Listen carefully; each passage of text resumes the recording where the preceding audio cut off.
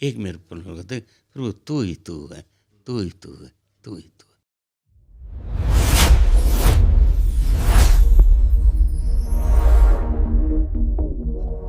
इसमें भी महाराज जी कोई भेद होता है कि कहीं कहते हैं जिस तरह भक्ति वाले कहते हैं कि तू ही तू है, और वेदांती कहते हैं अहं ब्रह्मास्मि अयम आत्मा ब्रह्मं, कि मेरी ही आत्मा, मैं ही ब्रह्म स्वरूप हूँ, और भगत कहते हैं कि तू ही तू है, तू ही तू है। इसमें भी कोई भेद है? देखिए, क्योंकि आप वेदांती हैं, इस करके मैं आपसे दो बातें हैं। जहाँ वेदों का अंत है, जहाँ ज्ञान का अंत है, वो वेदांत। वेदांत क्या है? जब वेद का या ज्ञान का अंत है वेदांत। वेदांत ये नहीं कहता है कि ये नहीं ये नहीं, दोनों स्वरूप को मानता है। आप जंगल में जाओ, हम तो पचमढ़ी मध्य प्रदेश में रहे, जहाँ बांस की खेती जंगल है। वहाँ एक आदिवासी आया, बहुत पहले की बात, 60-65 के 70-65 साल की बात है, और वो पीने वाली गांजे की कहो या ले रखी, तो हमने कहा भाई यहाँ आज तो है नहीं, कैसा अभी लो। तो उसने एक अरनी लगाई, बांस की लगाई, रुई लगाई, और उसके अंदर, बांस के अंदर से, ध्यान से सुनना, देखा आग प्रकट हो गई। उस आग में, चिंगारी में उसने वो रुई लगा दी और वो अपनी चिलम पर रख दी, पीने लग गया। बस दोनों।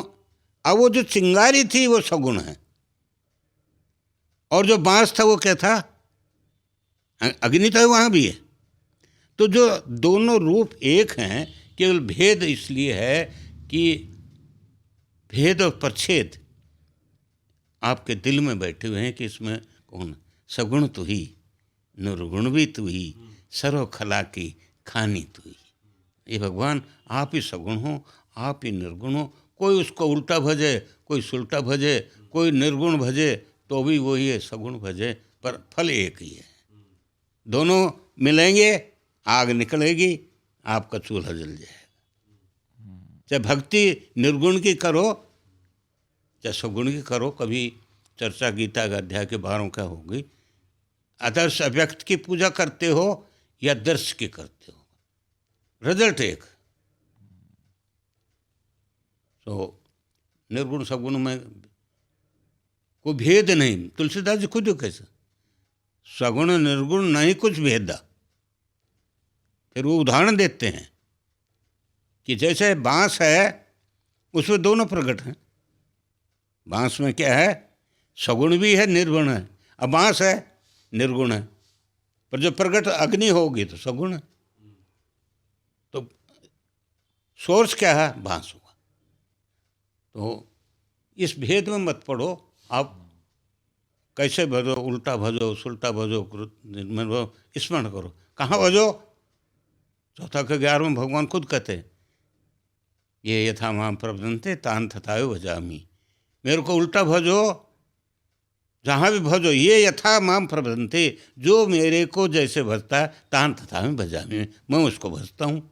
तो फिर अंतर क्या रहा? भगवान के यहाँ तो अंतर है नहीं।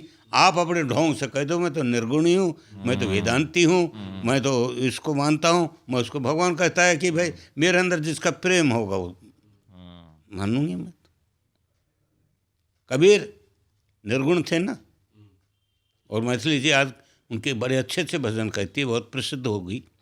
और मीरा सगुण उपासक थी। पथ दोनों को एक ही मिला, वही वो काशी में, वो थे काशी में थे।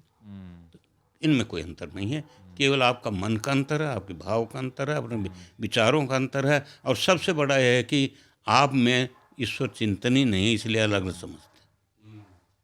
अगर ईश्वर चिंतन हो गया, जब सब जगह ब्रह्म हो गया, जब सब जगह अहम ब्रह्मास्मि हो गया, तत्वमसि हो गया, सर्वखल विदर ब्रह्म हो गया, तो ये तो वेदांत है। और जब उसको किसी और रूप में भजते हो तो आपका सगुण होगा। तो इसमें कोई अंतर नहीं, केवल आपकी भावना का अंतर। गुरु ग्रंथ साहब में तो महाराज कबीर जी के सगुण के भी शब्द हैं। हैं जी? गुरु ग्रंथ साहब में महाराज जी कबीर जी के जैसे कई लोग कहते हैं कि सिर्फ निर्गुण के उपासक थे, कबीर जी के सगुण के भी शब्द हैं। नहीं, सगुण के हैं, पर वो ज्यादातर निर्गुण भजन हाँ के लिए जी, प्रसिद्ध। निर्गुण के तो हैं ही, पर ये नहीं है कि वो हाँ जी। सगुण निर्गुण थे, पर ये निर्गुण ज्यादा। हाँ जी, आप ये देखो, मिथिल जी का भी जो हरिद्वार में प्रोग्राम हो रामदेव के यहाँ, उसने बोला मैं निर्गुण पद सुना रहा हूँ। हाँ जी, कौन सा पद सुना रही हूँ? निर्गुण पद। मन फूला फूला पूरे जगत में, झूठा न तारे। तो ये क्या है कि उसको मत फूलो, उसको याद रखो और दिन रात बस उसी में लगे रहो, आपको जरूर मिलेगा। हमारा तो ये अनुभव दूर है ही नहीं। पर दृष्टि में सृष्टि है और दृष्टि में भगवान है। सृष्टि से हटा ईश्वर मिल गया और सृष्टि में लगा तो पदार्थ मिल गया। एक कबीर जी का जो शब्द आता है जी, कबीर जी का एक शब्द आता है गुरु ग्रंथ साहिब में, जिसमें महाराज कहते हैं बिंद्रा बन मन हरन मनोहर कृष्ण चरावत गाऊ रे, आका ठाकुर तू ही सारंगधर मोहे कबीरा नाऊ रे। हाँ। जिस तरह कृष्ण जी की भी महाराज उपमा करते हैं। वो मैं ये नहीं कहता कि सगुण हाँ नहीं जी, हाँ है, जी, नहीं नहीं, पर मान लो उनको ठप्पा निर्गुण का लगा। हाँ हाँ, हाँ, हाँ। हाँ। एक इसके बाद बोलिए। इसी पे महाराज जी जैसे कहीं